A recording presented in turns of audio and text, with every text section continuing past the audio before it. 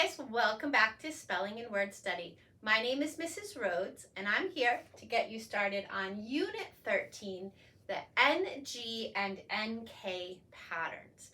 Please take a second to gather your materials. You will need your teal book, open to page 83. You will also need some colorful pens, markers, or crayons. Remember, whatever I mark on my board, you should be marking on your page. Please save room for a key as well. All right, so over the course of the last few weeks, we have talked about different letter combinations. We've talked about blends, we've talked about silent letters, and we've talked about digraphs. Today I want to introduce a new digraph to you, and it is the NG. Remember, when we put two letters together to create a whole new sound, that's called a digraph. So just like C and H make ch, and S and H make sh, NG makes Can you say that? Okay, so NG is a digraph. Now NK is kind of a digraph and kind of a blend. Some people call it a glued sound. You can call it whatever you want. The important thing is that when you see N and K together in a word, they're going to make the sound plus k, Okay, see how it's kind of a digraph and then a blend, but two sounds together. So let's start by reading our list, and as we do, I want you to listen for that sound or the sound in each word. Okay, here we go. Blink, bring, chunk, drink, skunk, string, thank, think, trunk, wrong. Okay, did you hear that with the NG or the with the NK? Perfect. Okay, so let's choose a color, and we're going to go through our list, and we're just going to put a box around the NG each time we see it. So we see it in bring and string and wrong. In our key, red box equals NG digraph. Okay, NG digraph. Two letters, one sound. Okay, let's choose a second color. And this time, let's put a box around the NK in words like blink,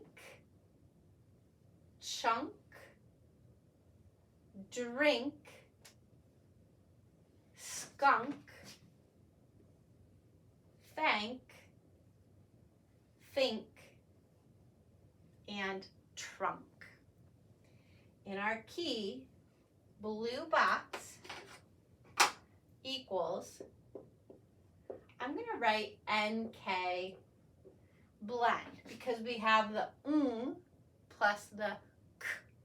Now notice you never ever put the NG and the K together. I've seen kids do this before. They try to spell think, so they're like k. That looks weird. Never ever do that, okay? If you find yourself tempted to stick a G in there, get rid of it. It's either going to be NG or NK, but never NGK, okay? All right, so now what I want to do is I want to look at the vowel. Notice a vowel, one single vowel, always comes before the NG or the NK. Sometimes that vowel is short, sometimes it's long, sometimes it takes on a whole new sound. It depends on the vowel, okay? So I want you to memorize these chunks based on the vowel. So for instance, whenever you see an I before the NK or an I before the NG, it's going to make a short I sound. Blink, br-ing, ink, ing, ink. Okay? So, keep that in mind. Whenever you see an I before the NG or the NK, it will make a I, short I sound. If you see a U before it in chunk or skunk or hung or lung, it's going to make a short U sound. So pink equals short U. All right. Here's where it gets wacky though. Short I, short U, long A. It's not a short A. It's not thank. It's thank. A, ink. Okay? So, whenever you see an A before NK or NG, it's going to make a long A sound. Hang, sang, bang, thank, tank. Okay? Long A. Short I, short U, long A. Here's something even wackier.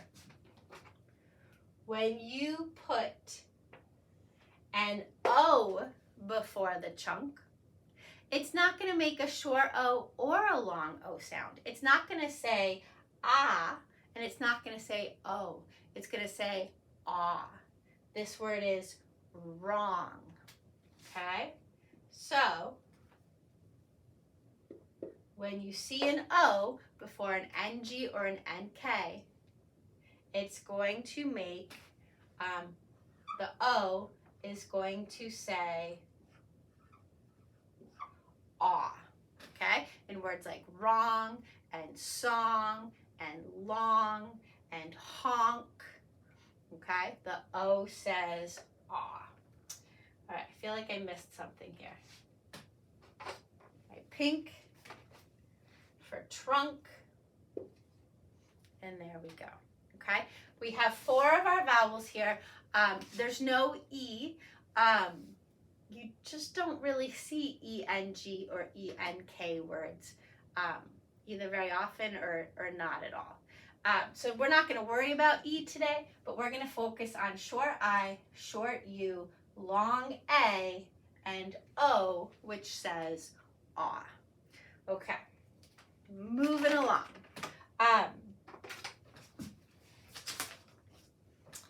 When you get to page 80, where is it? 87 in your book, you're going to have some practice with verbs. Remember, verbs are action words. They are things that we do. So, you can blink your eyes. You can bring the mail into the house. You can drink some water. You can't skunk, you can't chunk, and you can't string. You can thank your parents. You can think about nice things, but you can't trunk and you can't wrong. So over here, brown V equals verb. Those are our action words. Now, if I want to change a verb to the past tense to make it sound like it already happened, I usually add ed. Now I blink. Yesterday I blinked. I just take blink, add ed. Easy peasy, right? Now I bring in the mail. Yesterday I bringed in the mail? That doesn't sound right. Yesterday I brought in the mail. That's what we call a rule breaker or an irregular verb. It doesn't follow the pattern. Now I drink some water. Yesterday I drinked some water. No, that doesn't sound right. We have another rule breaker. Yesterday I drank some water. Whole new word. Now I thank my parents. Yesterday I thanked my parents. Well, that one follows the rules. Now I think about things. Yesterday I thought about things. Good. Notice thought and brought rhyme. Okay, so this week not only are you learning your NG and NK patterns, but you're getting a little practice with your irregular past tense. Bring, brought, think, thought, drink, drank. Okay, and like I said, you'll have more practice with that on page 87. All right, real quick, let's make sure we know our vocab. We know what it means to blink, right? To open and close your eyes. We know what it means to bring something. A chunk is a piece, like if you're eating ice cream and it has chunks of brownie in it or chunks of chocolate, those are like pieces. We know what it means to drink. A skunk is an animal. It's a small furry animal with a white stripe down its back, and if it gets scared, it could spray you a really horrible stench. We know what string is, right? Think about your cat likes to play with a ball of string. We know what it means to thank someone, to show them we appreciate the nice things they did for us. We know what it means to think. We use our brain. A trunk has lots of different meanings. It could be referring to an elephant's trunk. It could be referring to the trunk of your car, where you put your suitcases or your groceries.